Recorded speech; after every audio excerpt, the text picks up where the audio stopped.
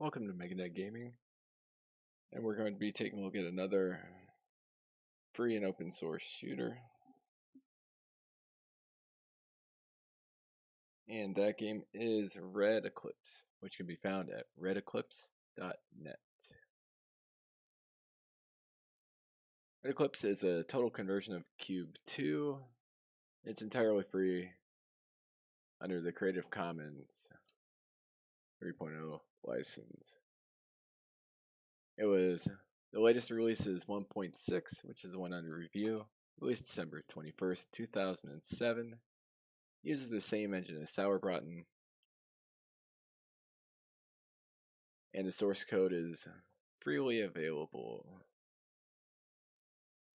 So let's go ahead and get this pulled up.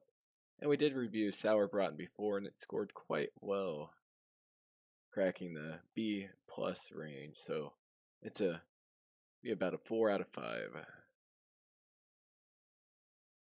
So let's get that. Let's get some gameplay footage loaded up.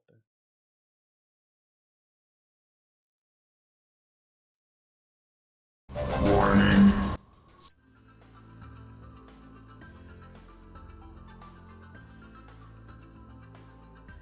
Alright, now let's get the sound.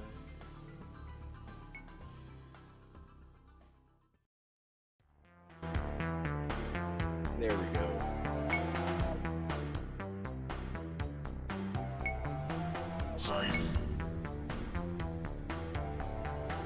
Alright, this, according to the website, it's a fun for everyone, young and old, newbie expert, free arena shooter, available for Windows, Linux, BSD, Mac OS. It has parkour, impulse boost, dashing, and other tricks, a huge amount of mutators and return variables, great maps for other players, and real-time co-op edit. And it has over 10 years of active development. As far as playing this game, it does play a lot like Warsaw. It actually plays quite a bit more smoothly. Graphics are slightly dated, but they're crisp, high resolution, and a lot more polygons are seemingly used than Sauerbraten.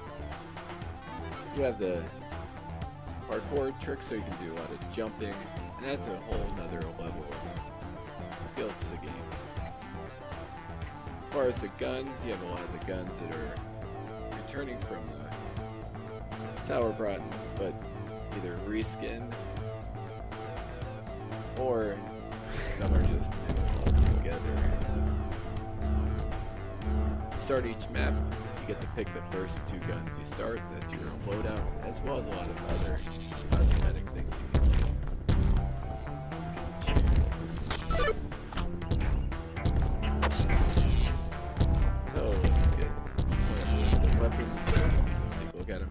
As far as the graphics, you make good use of color, so you have a lot of different colors. Most of the levels are rather dark, but the weapons, especially the shots, are brightly colored, as are the other teams. You also make good use of color to identify the teammates, unlike games like PlanetSide where it's almost impossible to tell the teams apart.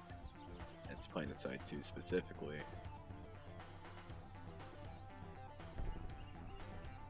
So the different weapons available, you have the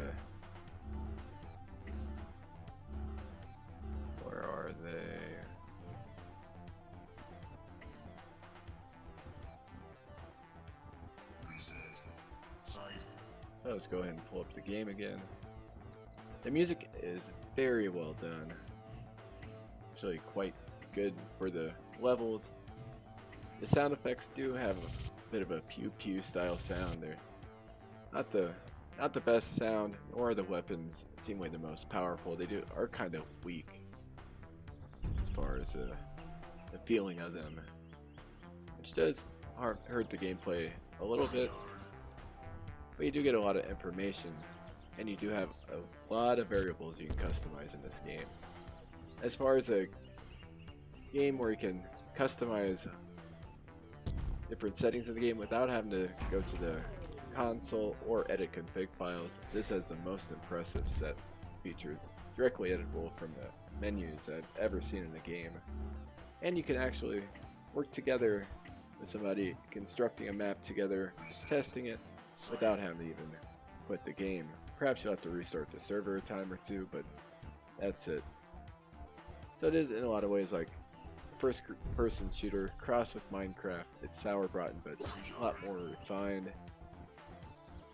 It has a variety of different modes you can play. You have your capture the flag modes. You have your team deathmatch, free for all. Then you have a few unique ones like this one where you have to grab a bomb and take it back to the other person's base before time runs out.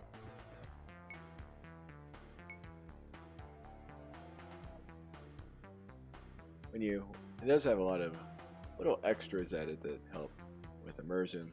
For example, if you look down, you can actually see your legs, which is something often missing from first-person shooters, even relatively new advanced ones.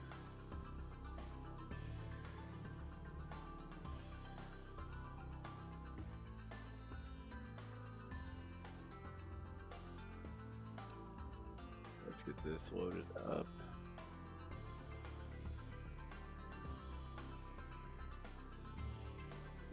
Alright, with the maps you get over 24 maps that come with it that are have quite a bit of variety to them. There's outdoor ones, indoor ones, and most maps have a lot of verticality to them, whether it's a lot of underground areas, above ground areas, multiple levels within each of the levels, so you can find a spot that's above for strategic purposes or hide below.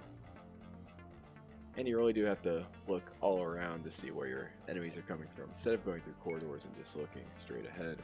So by default you have the demo and editing modes, which are the ones that are... You have demo, which plays back previous games. Editing is where you create and edit existing maps. You have deathmatch, capture the flag, defend and control bomber ball, carry the bomb to the enemy's score, and race, where you actually race around the level. You have different mutators you can add to that. You can add co-op, insta-gib, medieval, multi-kaboom. You have dual, survivor, classic, onslaught, basic, hard, resize, vampire, and freestyle, all of which have an effect on the style of game. So if you want to make a game that's a pure old school arena shooter, where you just start off with the basic weapon and make it so that's the only weapon you can get, it's not a problem at all. You can do it as soon as you start up the game.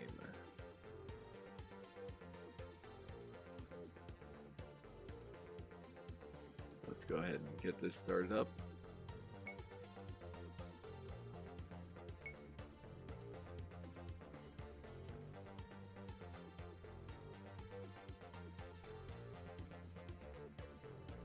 So given you have all the different modes, you can customize all the different variables. You can customize right up front. You can customize the experience exactly how you like. And you could do melee only, create your own map that's like a dual arena, like a Roman Coliseum, just have people fight one-on-one in there until you have a champion. You can do about anything.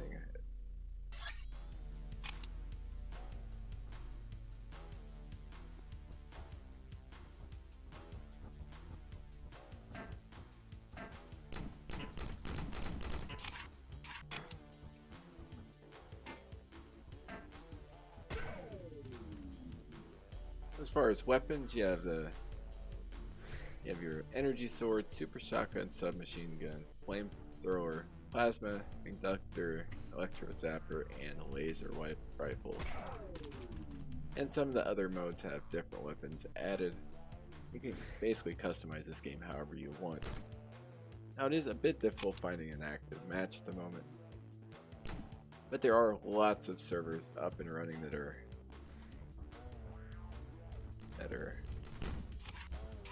available. It's just a matter of finding one that's available with people on it. I suggest trying peak times for whatever the specific population is, getting off of work or school.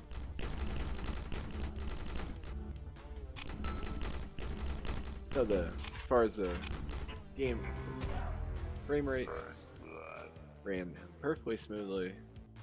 even while recording it, it ran quite well. And the levels do have a lot of little secret areas, makes good use of portals, has different upgrades and such, hidden away in such a place where you're not easy to camp. And it really is just, it takes all the good ideas from Tower Brought and updates them in a new package. It's quite a lot of fun. Like I said, the game's free, open source, definitely one I recommend. So where would I rate it? I'll put it in the upper end of the B+ range. Like I said, just the gun mechanics are a bit weak.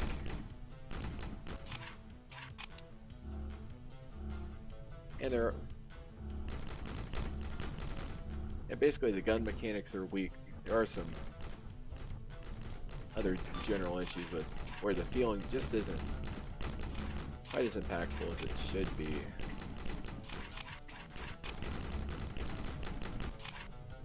But I'm sure you could alter some of the settings to actually correct that a bit, but you are limited by the Cube 2 engine. So I'm going to put it towards the top end of the B+ range. I'm actually going to put it right below Lord of the Rings Online, right above Hexen, which puts it above Xenotic and numerous other free-to-play shooters and free and open source ones as well. Hope you enjoyed the review. Please like, subscribe, and have a great day.